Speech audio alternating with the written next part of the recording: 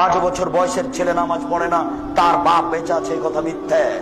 15 বছর বয়সের ছেলে নামাজ পড়ে না, তার বাপ বেঁচে আছে, এটা মিথ্যে।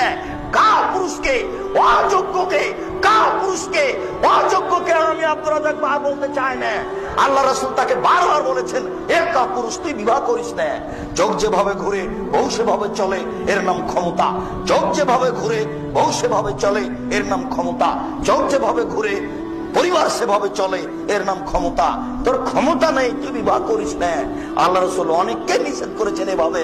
আবু যার গেফারি বলছেন, আল্লাহ নবী আমাকে একটু এলাকার নেতা করে দেন না। তখন আল্লাহ রাসূল বলছেন, হায় হায় আবু যার, তুমি করেছো কি? আরে নেতৃত্ব আমানত, তুমি তো দুর্বল মানুষ, তুমি পারবা না। নেতৃত্ব দিবে উমর,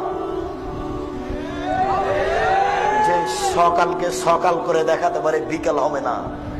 যে বিকেলকে সকাল করবে না, বিকেল করে রাখবে, যার নাম উমর।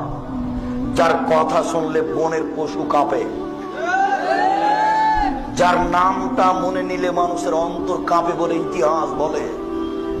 এই লোক নেতৃত্ব দিবে। আবু জার, তুমি কেন?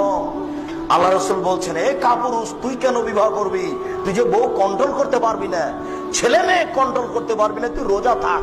রোজা থেকে থেকে থেকে যৌবনকে ধ্বংস কর। যার ক্ষমতা আছে সে যেন বিবাহ করে। বলো যুবক,